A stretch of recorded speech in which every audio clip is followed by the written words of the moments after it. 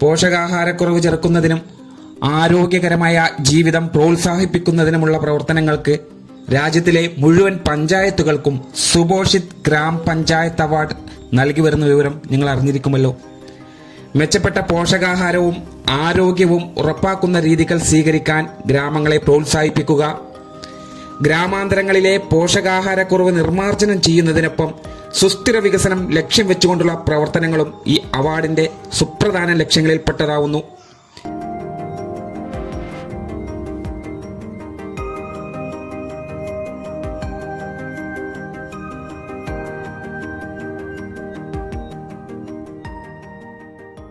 പോഷകാഹാര ഫലങ്ങൾ മെച്ചപ്പെടുത്തുന്നതിനും ഗ്രാമീണ ജനതയെ ശാക്തീകരിക്കുന്നതിനുമുള്ള കമ്മ്യൂണിറ്റി സംരംഭങ്ങൾ ആരംഭിക്കുന്നതിനും പ്രോത്സാഹനം നൽകുന്നു. പോഷൺ അഭിയാൻ പോലുള്ള പദ്ധതികളിലെ ഉദ്ദേശ്യ ലക്ഷ്യങ്ങളുടെ പൂർത്തീകരണത്തിന് ഒരു അംഗീകാരമായി ഇത് മാറുന്നു. യുവമനസ്സുകളെ ഇടപഴകുന്നതിനായി ഇന്ററാക്റ്റീവ് ക്വിസുകൾ ഉൾപ്പെടെയുള്ള ഓൺലൈൻ മത്സരങ്ങൾ നടത്തുകയും സ്കൂളുകൾ, ശിശു സംരക്ഷണ സ്ഥാപനങ്ങൾ, അങ്കണവാടി കേന്ദ്രങ്ങൾ എന്നിവിടങ്ങളിൽ ECCയുടെ വിവിധ പ്രവർത്തനങ്ങൾ മുഖേന സർഗാത്മക പരിപാടികൾ ഇതിന്റെ ഭാഗമായി വരുന്നു.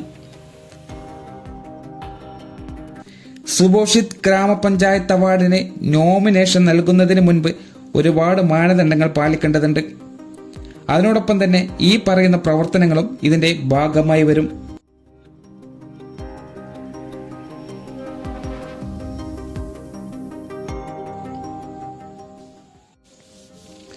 ഭവന സന്ദർശനം, അനീമിയ ക്യാമ്പുകൾ, സാമൂഹികാധിഷ്ഠിത പരിപാടികൾ, local leaders meetings, community radio ആക്ടിവിറ്റികൾ, നാടകങ്ങൾ, നാടൻ കലാരൂപങ്ങൾ, പോഷൺ വർക്ക്ഷോപ്പ്, സെമിനാറുകൾ, സൈക്കിൾ റാലികൾ, സ്കൂളുകൾ കേന്ദ്രീകരിച്ചുള്ള വിവിധ കലാപരിപാടികൾ എന്നിവ ഉൾപ്പെടുന്നു.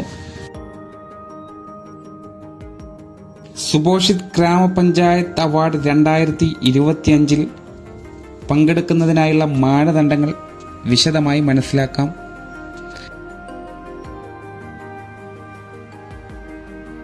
സുപോഷിത് ഗ്രാമപഞ്ചായത്ത് അവാർഡിനായി തിരഞ്ഞെടുക്കുന്നത് രാജ്യത്തിലുള്ള പഞ്ചായത്തുകളെയാണ്. ഈ പഞ്ചായത്തുകൾക്ക് കീഴിലുള്ള, അതായത് സെക്ടേഴ്സിന് കീഴിലുള്ള അങ്കണവാടികളിലെ പ്രവർത്തനങ്ങളാണ് അവാർഡിനായി പരിഗണിക്കുന്നത്.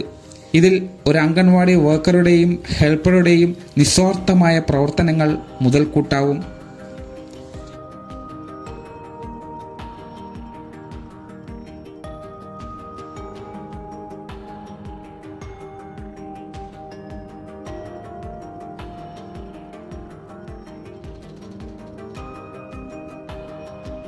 സുപോഷിത് ഗ്രാമപഞ്ചായത്ത് 2025 പോഷൺ മാ വരെ നീണ്ടു നിൽക്കുന്ന പരിപാടിയിൽ സംസ്ഥാനങ്ങളിൽ നിന്നും ഇനി പറയുന്ന മാനദണ്ഡങ്ങൾ പാലിച്ചുകൊണ്ടുള്ള ഗ്രാമപഞ്ചായത്തുകൾക്കാണ് പങ്കെടുക്കാൻ സാധിക്കുക.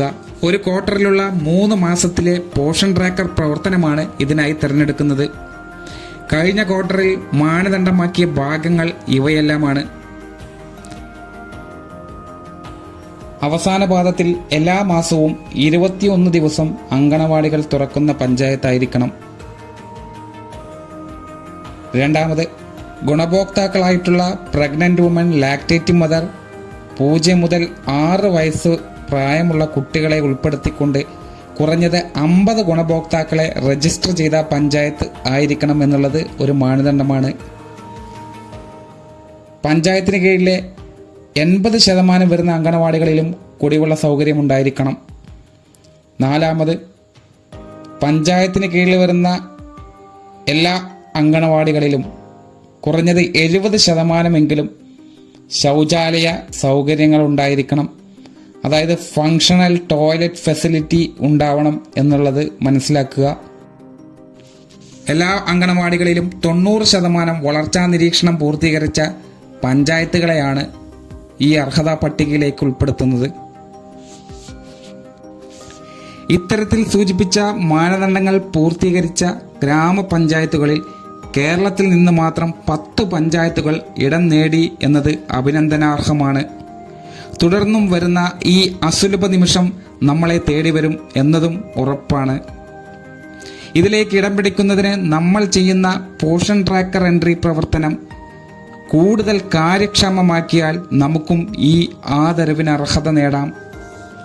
ആയതിലേക്ക് എന്തൊക്കെ മാനദണ്ഡങ്ങൾ മാറ്റിക്കൊണ്ടുവന്നാലും പോഷൻ ട്രാക്കറിലെ എല്ലാ ഭാഗങ്ങളും കൃത്യമായി രേഖപ്പെടുത്തി മുന്നോട്ട് പോയാൽ വിജയം നമുക്കുറപ്പാണ്.